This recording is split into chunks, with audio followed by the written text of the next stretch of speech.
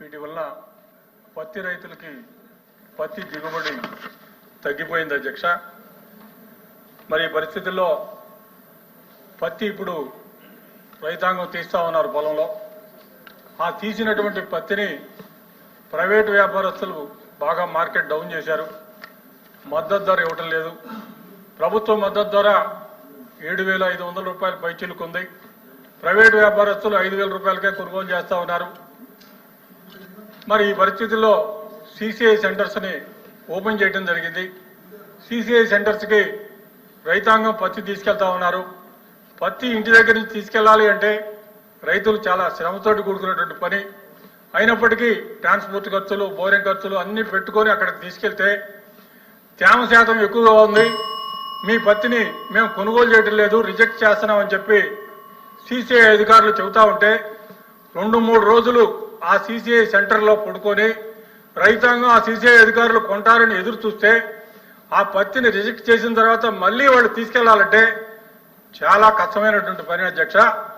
వాళ్ళు తేమ శాతం ఎక్కువగా ఉంది అని చెప్పి రిజెక్ట్ చేసేటువంటి పరిస్థితుల్లో రైతాంగం దిక్కుతోచక ప్రైవేట్ వ్యాపారస్తులు పక్కనే కాసుకొని ఉన్నారు.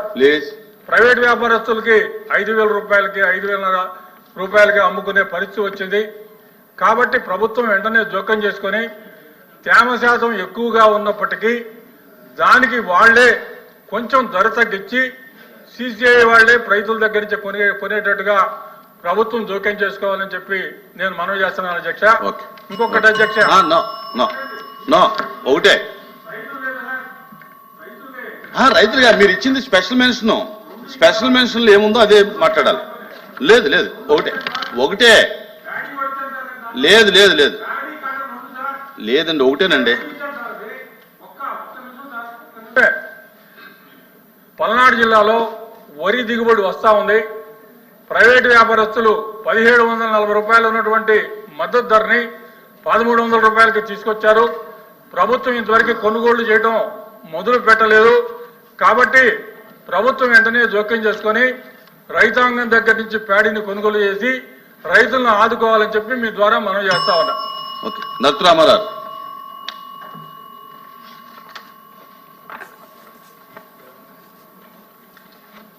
ధన్యవాదాలు అధ్యక్ష. మీ ద్వారా మా సమస్యలు ప్రభుత్వం దృష్టికి తీసుకువెళ్లేందుకు అవకాశం